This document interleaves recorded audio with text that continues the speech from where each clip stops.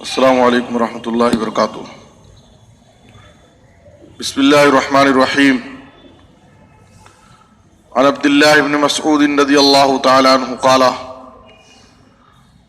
قال رسول اللہ صلی اللہ علیہ وسلم ان امن الناس علی فی صحبته وماله ابو بکر ولو كنت متخذا خلیلا من امتی لاتخذت ابا بکر ولكن اخوۃ الاسلام ومودته رواہ البخاری۔ محترم حضرات، ابو بکر صدیق رضی اللہ تعالیٰ عنہ جنہیں مسلمانوں کا پہلا خلیفہ ہونے اور خلیفۃ الرسول ہونے کا شرف اور اعزاز حاصل ہے، جو صحابہ کرام میں سب سے زیادہ علم و فضل والے تھے، ابو بکر صدیق رضی اللہ تعالیٰ عنہ کے اندر جہاں بہت ساری خوبیاں تھیں، وہیں ان کے اندر صحابہ کرام میں بہت زیادہ علم و فہم دین کا، شریعت کا اور نبی صلی اللہ علیہ وسلم کے بارے میں ابو بکر صدیق رضی اللہ عنہ کو بہت زیادہ علم حاصل تھا۔ بڑی حکمت و دانائی، فہم اور بصیرت ابو بکر صدیق رضی اللہ عنہ کو حاصل تھی۔ مختلف موقعوں پر، اہم موقعوں پر آپ صلی اللہ علیہ وسلم نے ابو بکر صدیق رضی اللہ عنہ کے مشورے پر عمل کیا ہے۔ ابو بکر صدیق رضی اللہ عنہ کے علم و فضل اور ان کے فہم و بصیرت پر دلالت کرنے والی بہت ساری باتیں ہیں۔ آپ صلی اللہ علیہ وسلم نے سن 9 ہجری میں امیر الحج بنا کر کے ابو بکر صدیق رضی اللہ عنہ کو روانہ کیا۔ انہوں نے صحابہ کرام کے ذریعے یہ اعلان کرایا کہ اس سال کے بعد کوئی بھی مشرک بیت اللہ کا حج نہیں کر سکتا ہے، کوئی ننگے طواف نہیں کر سکتا ہے۔ آپ صلی اللہ علیہ وسلم نے اپنی زندگی ہی میں مرض الموت میں انہیں نماز پڑھانے کا حکم دیا۔ آپ صلی اللہ علیہ وسلم کی وفات کے بعد جیسے ہی ابو بکر صدیق رضی اللہ عنہ نے خلافت سنبھالی، بہت سارے بڑے بڑے مسائل پیدا ہو گئے، لیکن ان سارے مسائل کا اور ان سارے فتنوں کا بڑی حکمت کے ساتھ، دانائی کے ساتھ ابو بکر صدیق رضی اللہ عنہ نے مقابلہ کیا۔ سب سے پہلے نبی صلی اللہ علیہ وسلم کی خواہش کے مطابق لشکر اسامہ کی روانگی کی، اور اسی طریقے سے جو مرتدین کا فتنہ تھا، مانعین زکوٰۃ کا فتنہ تھا، مدعیان نبوت کا فتنہ تھا، بڑے بڑے فتنے تھے، وہ انشاءاللہ آگے کے دروس میں آپ کے سامنے پیش کیے جائیں گے۔ ابو بکر صدیق رضی اللہ عنہ کے کارنامے، ان کی خلافت وغیرہ کے حوالے سے۔ اسی طریقے سے جمع قرآن کا کارنامہ ایک بڑا عظیم کارنامہ تھا ابو بکر صدیق رضی اللہ عنہ کا، جو ان کے کمال علم و فہم اور ان کے بصیرت پر دلالت کرتے ہیں۔ آج کے درس میں ابو بکر صدیق رضی اللہ عنہ کے علم و فہم کو سمجھنے کے لیے ایک دو واقعے کی طرف اشارہ کرتا ہوں۔ جب آپ صلی اللہ علیہ وسلم مرض الموت میں تھے، وفات سے 5 دن پہلے آپ صلی اللہ علیہ وسلم نے صحابہ کرام کے سامنے خطبہ دیا۔ کئی ایک باتوں کی آپ نے وصیت کی، نصیحتیں کی۔ اس موقع پر آپ صلی اللہ علیہ وسلم نے، صحیح بخاری کی حدیث میں ہے، آپ نے خطاب کرتے ہوئے صحابہ کرام سے کہا کہ اللہ تعالیٰ نے اپنے ایک بندے کو اختیار دیا کہ اب چاہو تو دنیا کی نعمتوں، دنیا کی زیب و زینت حاصل کرنے کے لیے دنیا میں رہو، نہیں تو اللہ کے پاس آ جاؤ۔ آپ صلی اللہ علیہ وسلم نے کہا کہ اللہ نے ایک بندے کو یہ اختیار دیا۔ یہ بات سننے کے بعد ابو بکر صدیق رضی اللہ عنہ نبی صلی اللہ علیہ وسلم کی جدائی کو سوچ کر کے وہ زار و خطار رونے لگے۔ ابو سعید خدری رضی اللہ عنہ کہتے ہیں کہ ہم لوگوں نے کہا کیا ہو گیا ہے ان بزرگ کو کہ نبی صلی اللہ علیہ وسلم کہہ رہے ہیں کہ اللہ نے ایک بندے کو اختیار دیا ہے، تو یہ کیوں رو رہے ہیں؟ کسی صحابہ کرام میں کسی کو یہ بات سمجھ میں نہیں آئی کہ اس سے اشارہ نبی صلی اللہ علیہ وسلم کی وفات کی طرف ہے، اور وہ بندہ جن کو اختیار دیا گیا ہے وہ خود نبی صلی اللہ علیہ وسلم ہیں. چند دنوں کے بعد جب آپ صلی اللہ علیہ وسلم کی وفات ہو گئی تو ہم سمجھ گئے کہ وہ بندہ جس کے بارے میں نبی صلی اللہ علیہ وسلم کہہ رہے تھے کہ ایک بندے کو اختیار دیا گیا ہے کہ اب چاہے تو دنیا میں رہو یا اللہ کے پاس چلے آؤ، تو آپ اس بندے نے اللہ کے پاس جانے کو اختیار کیا. تو بندے جن کو اختیار دیا گیا تھا وہ نبی صلی اللہ علیہ وسلم ہی تھے. اس کے بعد کہتے ہیں کہ وَقَانَ ابو بکر اعلمنا، ابو بکر صدیق رضی اللہ عنہ ہم میں سب سے زیادہ علم و بصیرت والے تھے. کوئی نہیں سمجھ سکا اس بات کو، لیکن ابو بکر صدیق رضی اللہ عنہ یہ بات سمجھ گئے. اس کے بعد آپ دیکھیے آپ صلی اللہ علیہ وسلم کی وفات کے بعد ابو بکر صدیق رضی اللہ عنہ مقام سنہ میں تھے. عمر فاروق رضی اللہ عنہ لوگوں میں تلوار لے کر کے پھر رہے تھے کہ جس نے یہ کہہ دیا کہ محمد صلی اللہ علیہ وسلم کی موت ہو گئی ہے تو پھر اس کی بھی موت ہوئی. بڑے جذبات اور بڑے غصے میں تھے اور ان کو کنٹرول نہیں ہو رہا تھا.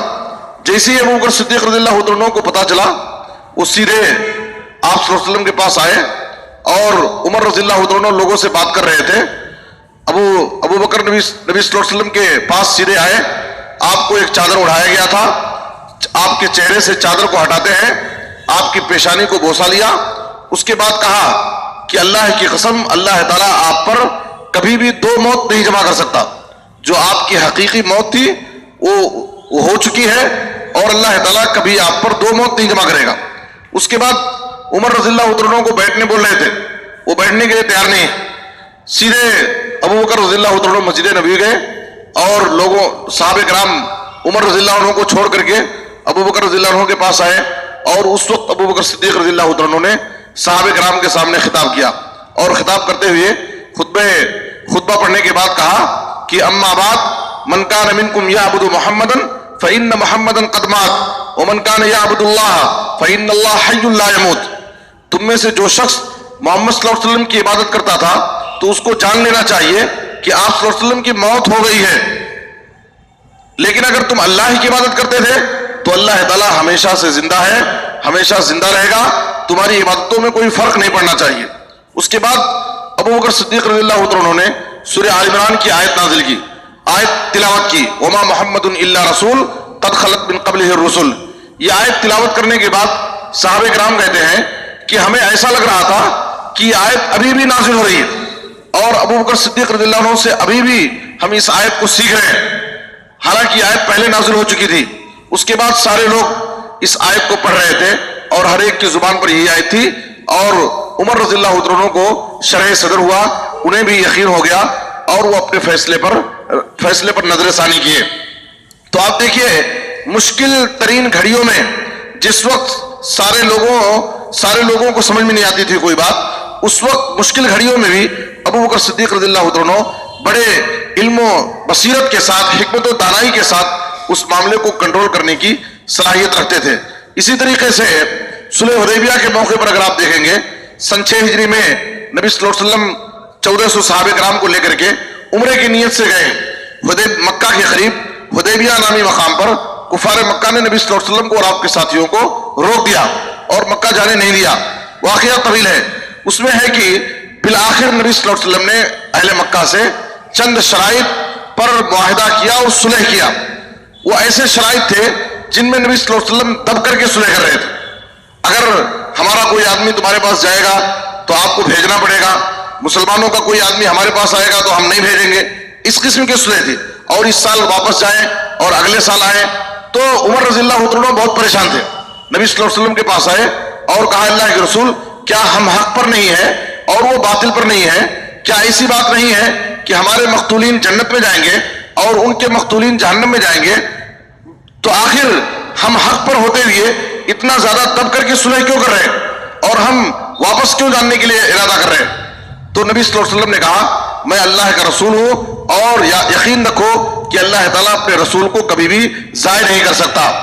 تو ابو بکر صدیق عمر رضی اللہ عنہ کا غصہ کنٹرول نہیں ہو رہا تھا. پھر بھاگ کر کے ابو بکر صدیق رضی اللہ عنہ کے پاس آئے اور وہی بات دہرائی، کیا ہم حق پر نہیں ہیں اور وہ باطل پر نہیں ہیں؟ کیا ایسی بات نہیں ہے کہ ہمارے مقتولین جنت میں جائیں گے ان کے مقتولین جہنم میں جائیں گے؟ حق پر ہوتے ہوئے ہم اتنا زیادہ دب کر کے صلح کیوں کر رہے ہیں؟ ابو بکر صدیق رضی اللہ عنہ نے وہی بات کہی جو نبی صلی اللہ علیہ وسلم نے عمر رضی اللہ عنہ سے بات کہی تھی. کہا کہ آپ صلی اللہ علیہ وسلم اللہ کے رسول ہیں اور اللہ تعالیٰ آپ کو کبھی بھی ضائع نہیں کر سکتا، اس لیے اللہ اس کے رسول کے فیصلے کو ہمیں قبول کر لینا چاہیے۔ بعد میں اس سفر سے واپسی کے وقت راستے ہی میں تھے، اللہ رب العالمین نے آپ پر سورۃ الفتح کا نزول فرمایا، سورہ فتح نازل ہوئی، اور اس صلح کو اللہ تعالیٰ نے فتح مبین قرار دیا، انا فتحنا لک فتحا مبینا۔ نبی صلی اللہ علیہ وسلم نے حضرت عمر رضی اللہ عنہ کو بلایا اور ان کے سامنے اس سورت کی تلاوت کی اور کہا کہ آج کی رات میرے اوپر ایک ایسی سورت نازل ہوئی ہے جو میرے نزدیک دنیا مافیہ سے زیادہ بہتر ہے۔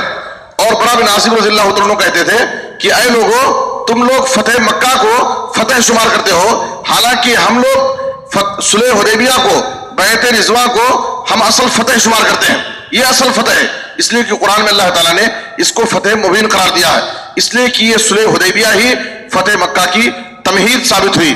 بعد میں صحابہ کرام نے مکہ کو فتح کیا۔